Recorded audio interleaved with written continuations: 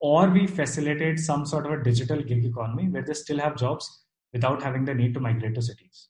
Yeah. Right. And if the government is successfully able to execute this, then this would mean that they are able to solve a lot of problems in India. They're able to solve the job problem in India. Hello and welcome to the U20 Dialogue series. I'm your host Punit Gandhi from NIUA, and we are excited to bring to you a series of discussions on various urban development challenges faced by cities across the world and its potential solutions. This month we will talk to experts working in the urban sector on the theme of championing local identity in cities.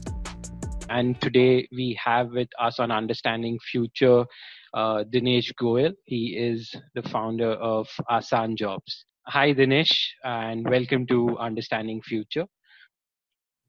Hi Puneet, thanks for inviting. Yeah. So Dinesh, if you could just give a brief background about yourself as well as your company Aasaan Jobs, that would be great. So I, along with my co-founders, we started Aasaan Jobs in 2014 November. So been almost 5.5 years. The objective of starting the company was, we thought that there is a potential white space in the entry-level hiring in India. So a lot of people in the entry-level jobs were moving online with Geo coming into place. And we thought that this would essentially mean that job search in this category will move from offline classifieds to online classifieds. So we believe that there is a need for creating a digital platform for this category, which was the hypothesis when we started out. And that is something that we have been solving all these years. So we ran the company independently for almost 4.5 years. And eventually we ended up selling it to OLX in December 2018. Currently we are a part of the OLX group. And we continue with our mission to democratize the job search in the entry-level workforce and to build a solid digital platform that can help these people find relevant job faster. So the focus of the company still remains the same, or it has changed in certain ways? So it is still the same. The focus had always been to build a large platform for the entry-level job category in India, which continues to be the focus even being a part of the OLX group. Okay. So what were the major challenges that you faced while creating such an ecosystem? Because when we are talking about blue collar and grey collar jobs that you are referring to, how do you bring them on board on a digital infrastructure, and what did happen, what challenges you faced, and how did you overcome those things? So I think the challenges for us had been very similar as probably any technology platform has seen over the last 5 years. So when we started out in November 2014, while smartphone penetration was increasing in India, internet was still not very cheap. It was a belief that somebody will come in, maybe a government entity or a private player, which will actually make internet cheap. So for the initial years, our cost of acquiring the job seeker was very high because the job seeker was essentially not available online. And after a couple of years, Geo came into being and internet actually became cheap. So that solved the first major problem as a technology company, that while we are trying to create a digital ecosystem, are your users actually available online? True. Right? But in principle, that is not something we solved. That was an ecosystem problem that automatically got solved. Okay. Then the second issue that we faced for probably another year and a half is around technology adoption. So while internet access has been provided to the job seekers, their understanding of technology was not great in the beginning.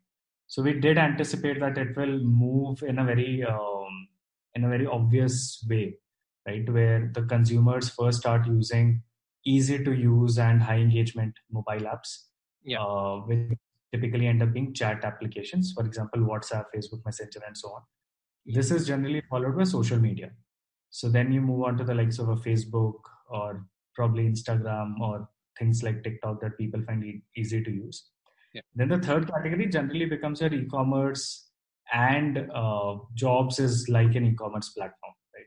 So then people start like looking for jobs online, then eventually they start shopping online and so on.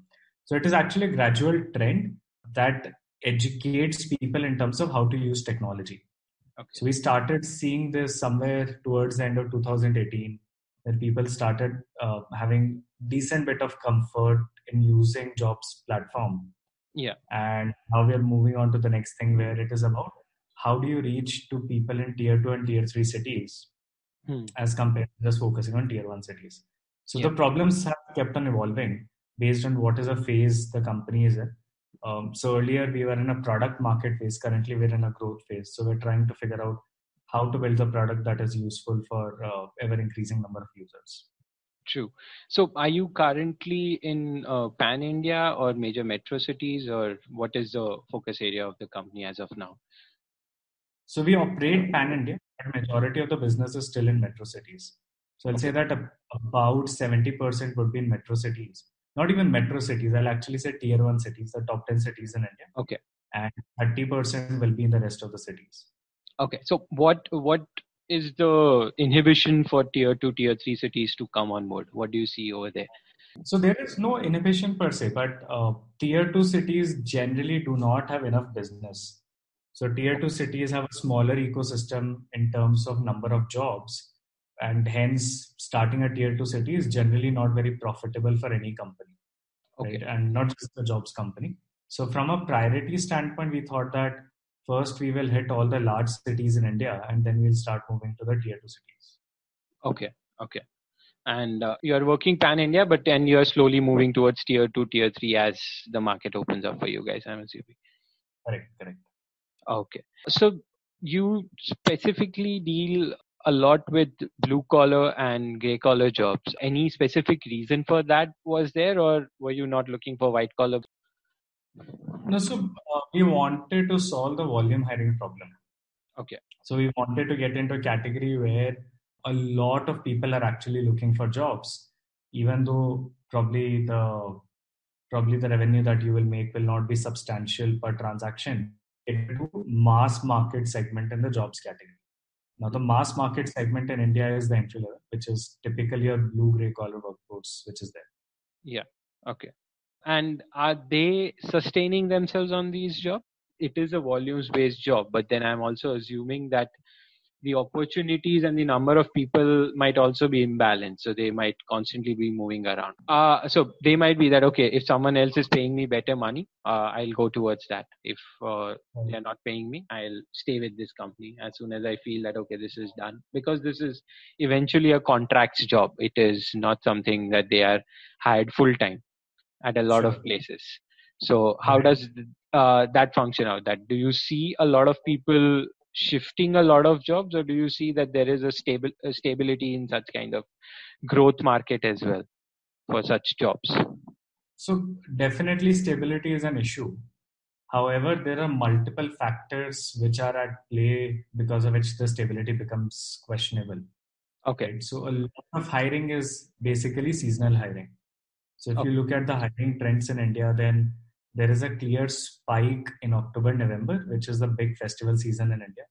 So logistics companies, fintech companies, they will hire in large numbers, while your Q2, which is July to September, is generally the dullest in the year in terms of hiring, right? Because you do not have any particular consumer spending trends in Q2. So this becomes one reason.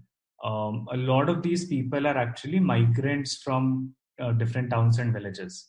So they would prefer to spend certain number of months in a city and then go back to the village, do farming for a few months, and then come back to the city again. Interesting. Right. So that's another trend we will generally see. Salaries typically tend to be low. And if somebody offers probably, let's say, 500 more, so 500 more typically translates into 4 to 5% of somebody's salary. So that becomes large enough incentive for people to actually switch jobs. So the stability is generally very, very poor, and people do not continue to stick around for multiple reasons. Salaries also generally do not rise a lot, except for few segments that become hot. So, for example, over the last few years, delivery boys as a category has become very, very hot. Salaries in this segment has picked up. But in entry level, the salaries are fairly constant. They do not pick up significantly. A lot of the hike is actually linked with the government revising minimum wages in a particular state. Right? And that somewhere, I'll say that somewhere is something that needs to change. So while we do see salary increment happen at a white collar level, at least to the extent of the yearly inflation which is there, that is not a trend that we see at an entry level, which at least in my view it should change, and there should be reasonable salary hike that should happen at entry level also year on year. Yeah. Let's, for the audience, at least also define what are the current different types of blue collar and grey collar and white collar jobs that you guys deal with, so that they are aware more about it. So very, very heavy focus is on logistics. So we do a lot of delivery boys, warehouse executives, pickers, packers, loaders, etc. We do a lot of sales hiring as well, which are typically your field sales executives. We do a lot of voice hiring as well, which is a telecallers, customer care, etc. Yeah. Entry-level office jobs, data entry, back office, accountants, etc. Yeah. So I think across these segments, we would cover about 85 to 90% of what we do. Then there are certain like specialist roles which are also entry level. So for example, in diagnostics, you will have a phlebotomist as a role, right? So Yeah. people who go at home and collect blood and all. So these are just specialized categories of various roles, which will largely constitute the rest of the work that we do. Okay. And how do you see this jobs changing in future? Because yes, for delivery and all, I still don't see a lot of tech coming in and drones flying around in India, at least. Maybe in other parts of the world it might be possible, and you can correct me if I'm wrong here. But how do you see tech kind of intervening with such kind of blue collar and grey collar jobs in future? Is this in context with what has happened because of COVID or in general? In general. Got it. So from an India context, I think two things will come into play. And one trend has actually started happening.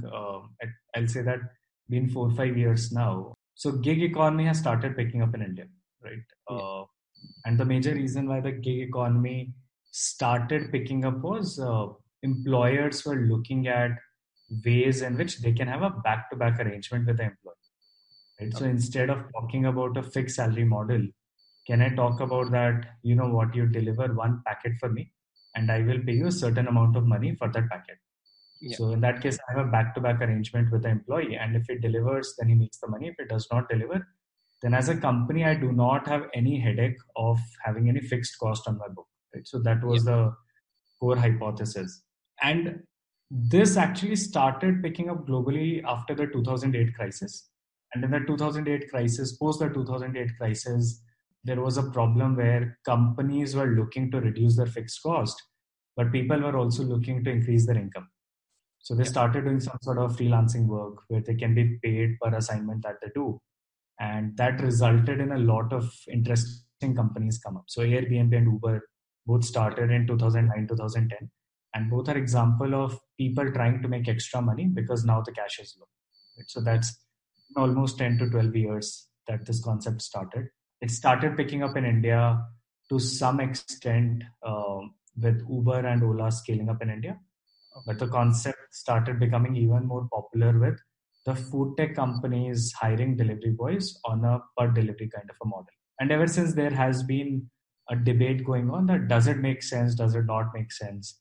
And because of COVID, I think that debate has actually increased because now people are talking about does it really make sense to have employees in a gig format, or should there be some sort of a social security that companies should take care of, which might be like a provident fund or a health insurance, etc., etc. So my understanding and my view based on the entire thing, especially because of COVID, I think two things will happen. One, I think gig economy is here to stay. So while the government will push for certain social security measures, I think those social security measures will be built as a layer on top of the gig payouts. So now a logistics company will hire a delivery boy and say that I will continue to pay you as per like per delivery, but on top of that, I will probably take care of like some provident fund and some health insurance in addition to it. But I will still not commit any fixed salary to you because I'm not keen to have a fixed cost on my book. Because of COVID, companies have also had a very bad run, and they're also bleeding massively on the cash flow. True. So I think gig economy is here to stay, and that is not going to change. However, there will be a layer of like social security norms that will come in because of the government intervention. I think the second interesting trend that will start coming up in India. So because of COVID, people have realized that it is possible to work remotely. Right. So now, one key thing that had happened in India after Geo was a lot of people got access to internet, and internet is actually very very cheap in India, and decently speeded internet which is there. But people never believed that is it possible to have a workforce that works in like a completely remote manner and still deliver results. Now, Yeah. companies in the valley and companies globally generally tried the remote working culture even pre-COVID. Yeah. But companies in India had generally been reluctant to do this at least before COVID. Now they have True. no choice and they have to do it. But one trend that I anticipate will come along, and I see a lot of entrepreneurs talk about it, is India has a lot of people, Yeah. and a lot of these people stay in tier 2, tier 3 towns and villages. And now most of them have access to internet, at least on mobile. Yeah. Can you have a platform that can make use of this massive workforce to deliver gig kind of tasks for which they can be paid? Right. So very, very small tasks that can be delivered over internet. People can look over those tasks on the mobile phone. They But can are you here talking about specifically white collar jobs, if I'm not wrong, or are you even talking about blue and gray? So I'll not have a definition to that. So basically, the hypothesis that at least till now, what gig economy has meant is you have people who do physical tasks in a gig format, right? So you will have a driver who will drive the car for you, right? Yeah. Or you will have a delivery boy who will deliver the food for you. Yeah. Gig tasks that are not essentially physical but that are digital will now start coming up. Huh. Right? So digital gig task is something that will come up. That Yeah. might be an entry level task, right? Or that might be a white collar task. For example, if you have to moderate the images, product images uploaded on Amazon, Yeah. right? For me, it will be very similar to what a entry level moderator will do for Amazon sitting out of its office. It is just that now there is a third person who's probably sitting in a tier 2 town and executing the same task, or it might be a white collar gig as well. White collar gigs have typically been around for some time now. Yeah. Blue collar gigs have not been around at scale.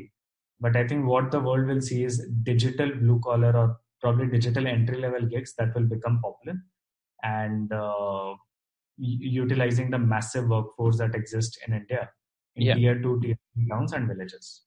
But okay, that's very interesting for me. So my whole concept of gig and what I think about gig is that there are two forms of gig economy where one is entry level. We are talking about blue collar and gray collar jobs. In that jobs particularly, you see a lot of people moving from rural to urban to specifically do the job that you were just mentioning before. While the whole digital economy or digital gig economy we are talking about, that is the freelancers market, and I have been part of it as well to a certain extent. I do it because it's the comfort of my home that I get, that I don't have to move out anywhere. I can still do it from home and I can still continue as it is. But as you are saying that there will be now a digital gig economy for entry level jobs as well, and in that case they will also not have to move from rural to urban sector. That is what I'm implying here. And what all other kinds, so one is if you are putting a picture on Amazon, but what all other kinds of job you are specifically looking there which falls under such categories that you expect? So the broad level hypothesis is that jobs that do not need a lot of training, jobs that involve small tasks that can be completed, and jobs that can be completed just over the internet is in principle what can be done. Right now, these can be like pure play digital jobs, which are like moderation jobs of content across various platforms. So Yeah. image moderation is one, but for example, all technology platforms go through content moderation, which is there, Yeah. right? These can be basic Excel jobs where you're required to clean up some sort of data. These can be some sort of lead management jobs where you have to enhance the amount of data that is available for a particular lead, for a sales process, and so on. This can be basic calling jobs where probably there is a distributed customer care setup and the calls are allocated to people who are there in the like tier 2 towns and cities, which need very, very basic level of training. So somebody will attend a customer care call and then he will upload the status on a mobile app and so on. But in principle, jobs that are easy to do and require very, very basic training is something that can be built on such a platform. Now, some of these kind of platforms have existed for quite some time. Amazon does something like this called Mechanical Turk in US, not in India. But I have not seen a successful platform in India. The question is that because of COVID and because of how internet has moved in India and because of the fact that now all of us have learned that it is possible to work from home, it is possible to work remotely, will such a shift come along? Yeah. Right. So my entire problem with how the setup looks like in tier 2, tier 3 towns, and very relevant to the question also that you asked, that why do we do 70% of our work in tier 1 cities and only 30% in tier 2, tier 3? Yeah. Right. The problem is that there are not enough job opportunities in tier 2, tier 3. So the ecosystem is not very large. The number of jobs is fairly limited. And because of this, for a company like us to move there is a difficult thing to do because it does not make financial sense. Now, generating job opportunities in a physical world, where we talk about things like starting an infrastructure project or starting a manufacturing company or setting up a physical customer care center, is a time-consuming task. So while all of this can be done, and I'm sure that the central government and respective state governments are trying to do it, to generate the jobs closer to where the people actually live, it is going to be a long drawn process. A much faster process is if the jobs can be created digitally, which is a bet where I think that like the 2008 crisis that resulted in the start of a gig economy, this crisis will actually push the digital gig economy instead of the physical gig economy. And that will actually give a significant boost to jobs in like tier 2, tier 3 and villages. And that might just solve a lot of issues that we face as a country. So for example, a lot of migration to cities happen because people are not able to get a job in their town and villages. Right? So if that is cut out, and if people are able to work remotely and they're able to earn a living while still being in their hometown and city, the migration will get reduced. The load that these cities face, that will get reduced. Absolutely. So it's a good, it's just an anticipation that it should happen, but it is anybody's guess if that will actually come along well. Okay, so if that is the case, then my understanding also then goes towards that, okay, if that has to happen or we have to shift to such kind of ecosystem or we want to move such kind of ecosystem, a lot of training institutes needs to come into place in tier 2, tier 3 cities to make sure that there is a fast growing skill set in places over there so that such kind of jobs can be picked up.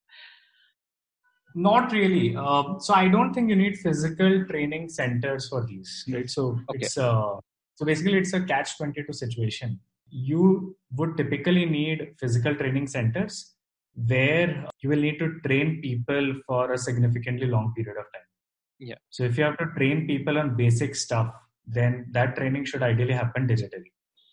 Right? So there can be online training companies that can generate digital content, publish it, and then people can get trained by consuming that content. It should work beautifully if the training requirement is, let us say, 4 to 8 hours, that you get trained for 4 to 8 hours and then you're equipped well enough to start doing the task. In case you need training which is like 30 to 40 hours of training to start doing the task, then that will not really be a scalable thing from a digital gig economy standpoint, because that would in principle mean that for you to do every new gig, you need to invest a significant amount of time and effort in getting trained for it. Right? And that actually kills the pace at which the digital gigs can move. So I would not really think that there is a need for physical training centers, but there is an absolute need for online companies or digital companies that can train these people to deliver whatever is the gig they're required to do on the platform.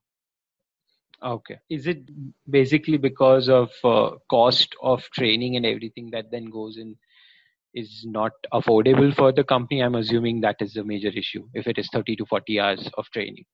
Yeah, so it's actually both things. So cost is definitely there, but I think more than the cost, it's really the lead time to get started on something, right? So, for example, if I have to invest 40 hours in getting trained for a task, right, then I would want to be sure that by getting trained for such a task, I should be at least able to make 10 to 15,000 every month consistently for a year.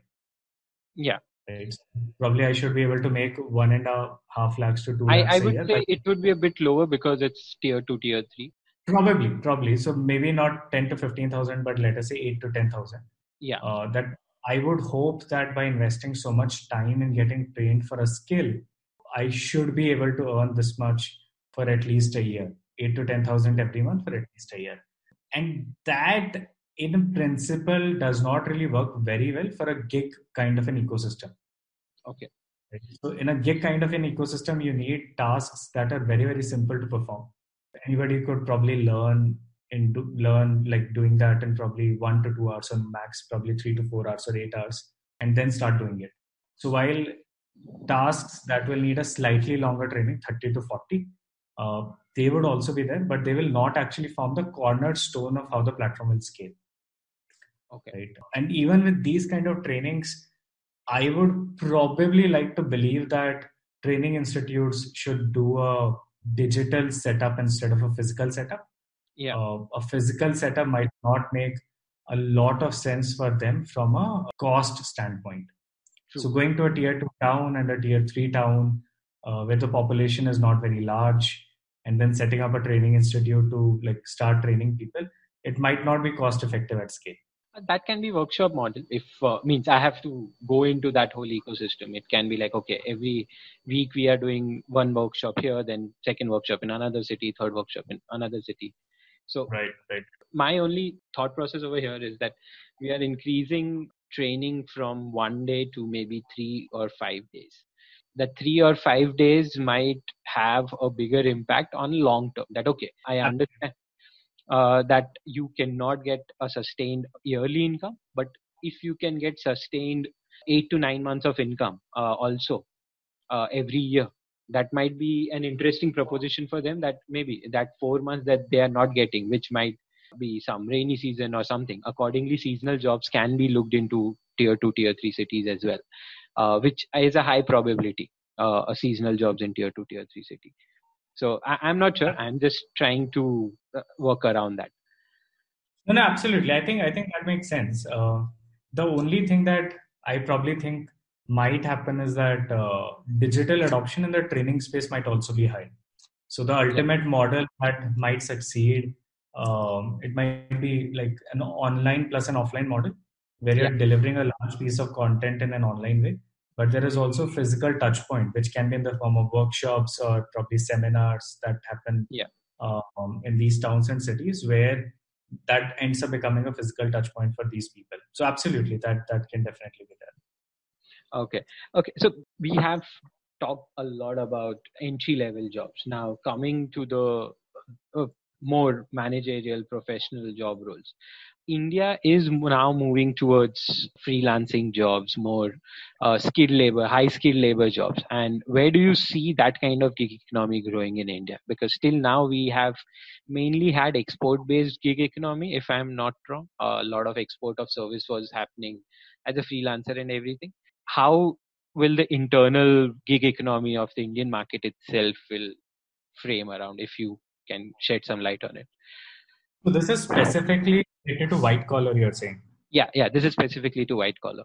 Right. So I think it has been an interesting space, but one that is fairly difficult to answer conclusively how it will actually pan out. So while the gig economy has been picking up in India, it has also been picking up in other parts of the world. So there are a lot of freelancers from India, but of late, a lot of freelancers have started coming up in, for example, Eastern European countries, which have started providing high quality engineers and designers, technology developers, and so on. good number of people have started coming up in Philippines, Vietnam, and so on. So I think it's while it is booming, it will continue to be a tough segment for India. Generally, there are few trends that we see. So one trend is when companies abroad they decide to outsource tasks in an organized manner. So they will not really catch hold of a freelancer, but they will catch hold of an outsourcing company who will execute a complete operation for them. Yeah. These kind of operations typically are tech support operations, or they are like customer care operations and so on. And while conventionally India has had a good proportion of business in these segments, largely because of people who could speak English fluently and a high proportion of English speaking people in cities in South and cities like Indore, etc., etc. Of late, a trend that we have seen is a lot of these jobs have started going to other Southeast Asian countries. So countries like Philippines, Vietnam, Thailand, Cambodia, etc., they have started picking up a major share of these jobs from India. There are multiple factors because of which this is happening. So while the ease of doing business in India has gone up, certain countries have actually made it way easier compared to India, and like getting a license and to help foreign companies start these centers in their own countries. So, for example, Vietnam has recently picked up a lot of customer care setups from India. And the ease of doing business in Vietnam, at least what I have heard from global companies, is significantly better compared to India. So that's one trend. The proportion of English speaking population in these countries has also started going up. So I think it's going to be a tough answer, at least in this kind of a segment. For the IT segment, again, there is a competition that India is facing. So a bit of that competition is in Eastern Europe, some bit of competition is in Southeast Asia, while India still continues to be significantly ahead in terms of IT outsourcing. Yeah. Right? So that's the second segment which is there. Now, once you move from structured outsourcing programs and you move on to individual freelancers who will probably just do a task for you, and they will not go through a company, and then there are foreign companies who want to sort of engage with you. That trend is also picking up in India. There are a lot more people who are willing to take up freelancer jobs. And typically, multiple reasons are there. But one reason that at least we have seen pick up in the recent years is freedom to work. So people do not want to be constrained with a 8 hours job. They do not want to be constrained with like coming to the office on a daily basis. They want to sort of work out of remote locations. They want to have flexible work timings. And generally the payment that global companies pay is significantly higher compared to what the Indian companies pay. So the per hour rate is like significantly higher, and people do want to enjoy this kind of a work setup at least for a few years. So we have seen a lot of people drop out of jobs and do this for 2 to 3 to 4 years, have fun at work, enjoy, and generate significant amount of money as well. But after this period, they typically come back to a proper job, because as a freelancer, you do not really have a career. Right? So there is no career trajectory that is there. You will always end up being an individual contributor. Yeah. And as an individual contributor, there is only so much money that you can make, and there are only so many problems that you can solve. While if you look from an aspirational standpoint, you want to improve your financial takeaways and you want to solve different problems, you want to solve challenging problems. A lot of people aspire to move into managerial roles. And these are generally not things that you get as a freelancer. So people tend to have like 2 to 3 to 4 years in their career when they take up these jobs because of how lucrative they are and how flexible they are. But after that, they come back to a proper corporate job and then they start going up. Overall, we believe that this trend is going to go up significantly. COVID has actually pushed this trend even further. Companies globally are also facing a cash crunch. So for them, they also want to outsource the job, because for them, it's just cheaper to get something done in India compared to getting it done from their own country. A lot of interesting tools have come up that facilitate remote working, which did not exist earlier. People have got into the habit of remote working and delivering productively while working remotely. So all these are positive signals for the freelancing or gig economy in the white collar segment for India. Yeah. Okay. So coming to one of the last, second last, I'll say, I might have one more after this, but you are coming from a recruiting background, and how do you see that changing with this whole change of gig economy? How will recruiting as well as job search will change with time when this gig economy keeps on increasing. And I would prefer for both, something on entry level as well as something for white collar. What do you see over there? So there are few good changes that we anticipate will come along. So recruitment, fundamentally, we have believed has in general been an extremely inefficient process. That's a problem globally, not just in India.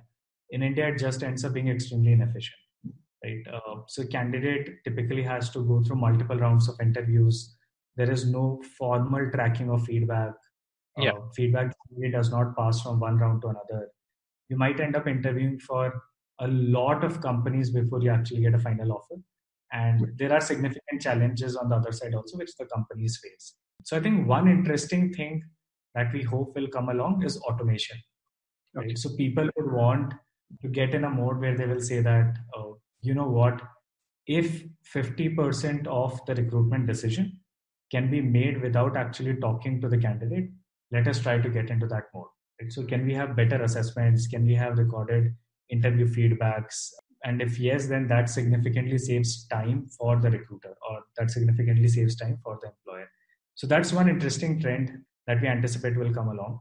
The second interesting trend is people in general have been extremely fuzzy about face-to-face interviews. Right? So we have never been a big fan of that, because we always believe that a video interview is probably as good as a physical interview. Yeah. Right? While there might be some shortcomings which are there, but as an employer, I should be okay to live with it, just to save the candidate any hassle to travel to the interview location. True. And you can invite the candidate to travel once you are reasonably confident that you're going to make an offer. So given that there was no choice in the lockdown and hiring had to go on, people have started now moving on to telephonic interviews and video interviews. And this, I think, is going to be a very interesting trend that will continue in the future. And this will save significant amount of money for both the candidate and the employer in terms of travel cost and travel time. Right? So that's another thing that we are anticipating will come along. Third, I think there will be a surge of work from home jobs, and there will be a surge of remote jobs. Companies are thinking on lines of how to optimize their cost. So they're trying to figure out ways like, instead of calling everyone to the office 5 days a week, can I have a roster format where probably each person visits the office for only 3 days a week, and I can take up a smaller office space instead of a very, very large office space that I had to probably take. The number of jobs is still debatable. There are few trends that make us believe that the number of jobs will go down. So in principle, there will be a job loss. But there are also few trends that make us believe that they will go up. So I think net, it will even out. So we hope that there will be a lot more jobs created in the digital ecosystem, which might be e-commerce or probably food tech, etc., etc. But the number of jobs from the physical ecosystem will go out. Right? So the number of sales jobs might actually go down. Salespeople might start doing a lot of their meetings online. That will facilitate and help them do a lot more meetings per salesperson, etc. So difficult to comment on that. I think net, it should remain the same, and there should not be any significant difference that should probably come along. Yeah, I think those would be the major trends that we anticipate in the recruitment ecosystem. Okay. And then coming to the last question, we have already spoken about short training courses for in rural area, but other different kinds of skill sets. So what do you think will be core in future when we are looking at maybe a blue collar or gray collar job as well as white collar job? That what kind of skill sets would be essential in long run? And I'm talking about maybe 10 to 20 years down the line when AI is actually already embedded in the system, ML is embedded, you have VR, drones are already there. Hopefully at that time, I'm not sure to what extent it will be there, but somewhere on those lines. So for the white collar segment, technology will be very, very important, and that had been and that continues to be one advice that I give people, that try to see if you can actually move towards the technology domain. Now, this technology domain might be AI, ML, blockchain kind of technologies that will progressively become way more important as the world moves towards automation, smart systems, and more intelligent systems that can actually help the world operate more efficiently. And probably one trend that I see is that in cities, you will generally have people who are working on white collar technologies because the cost of living in a city is very high. And companies would typically end up paying very high salaries if they set up offices in the cities. Yeah. And that would essentially mean that they would only want to recruit the high end skill set workforce based out of a city, right? So that's one. A lot of jobs will actually get automated. So if you're doing a job that does not involve any significant decision making, and that's a very let's say cut copy paste kind of a job, they will start getting automated significantly. They're already getting automated, but I think that trend will become even more pronounced in 5 to 10 years. Image processing, for example, is picking up very, very fast. Right? So data entry also will sort of become obsolete. A lot of jobs that are related to responding to emails and basically back office kind of jobs, they will end up becoming redundant because AI will essentially facilitate like sending out replies to emails in an automated manner and so on. Jobs that still need some bit of decision making and some bit of communication, they would essentially happen in a very, very distributed manner. So companies might not be willing to take up a permanent office space for these kind of jobs in the future. Right now, these can typically be customer care jobs or sales jobs, etc., which might run on a digital gig economy kind of a format. Right, and to actually excel in these kind of jobs, you would need communication skills that have to be like paramount, right? So good English speaking skills, good skills in speaking local languages and so on, good skills in terms of talking to other people, right? So you can say sales skills is something that would be required, and this is one consistent training that at least we push people to take up continuously, that if you're good at selling things or if you've gone through a proper structured sales training program, then in general you have a skill that a lot of companies will find relevant. So skills that are fairly objective, they will end up getting automated, and probably they will not have a place in a world 10 or 15 years from now. Okay. Thank you. Thanks a lot. I think that was quite insightful on a very good level from bottom to top. Any specific comments or things you would like to talk about gig economy, you can share it as well. So thanks, Puneet. I think very, very insightful conversation and fairly good questions that would probably answer some of the trends that will come up in India. Probably a few overarching points. So I think one, government will have a significant role to play in creating this ecosystem effectively. I think India is at a very, very interesting situation where a lot of people in India have access to internet, and a lot of people in India will be able to execute tasks sitting at their home. Now, the question is that can a country like India leverage its massive workforce quickly? So when you look at trends of what Japan managed to do after the Second World War and what China managed to do after 1980, they were able to create a large manufacturing economy. Interestingly, these countries were able to move very, very fast, set up a lot of factories in their remote areas, and make sure that all of the people in these remote areas are able to get a job. Now, for a country like India, which has a population similar in size to China, there are only two options. Either we create infrastructure which is developed at a fast enough pace in these remote areas, tier 2 towns, cities, and villages, so that a lot of people in these areas have access to jobs, or we facilitate some sort of a digital gig economy where they still have jobs without having the need to migrate to cities. Right? And if the government is successfully able to execute this, then this would mean that they are able to solve a lot of problems in India. They're able to solve the job problem in India. They're able to solve the problem of overpopulation in cities. They're able to solve a problem where the cities are overstretched for resources because a small city is like supporting like a 2x kind of a population. So I think very, very interesting situation for the government. So while private companies and private players will continue to do this, government can actually like have a very, very significant impact in this segment. And if they're able to get this right, then our trajectory towards chasing China just becomes better. And so just coming to that point, so what do you think? What kind of situation do you see? Like, okay, I do understand government needs to push it, and they are pushing it, I think, through Atmanirbhar or Make in India and things like that as well. But what other kinds of policy or what other kinds of job sectors do you think can be pushed from the government side to make sure that such things can be actually scaled up? So I think one key thing that the government should start looking at is the ease of doing business itself, right? And we should be very, very transparent about it. So while we are very happy that certain companies are shifting their base from China to India, we should take a lot more pragmatic view and see that how many companies have actually come to India versus how many companies have moved to Vietnam.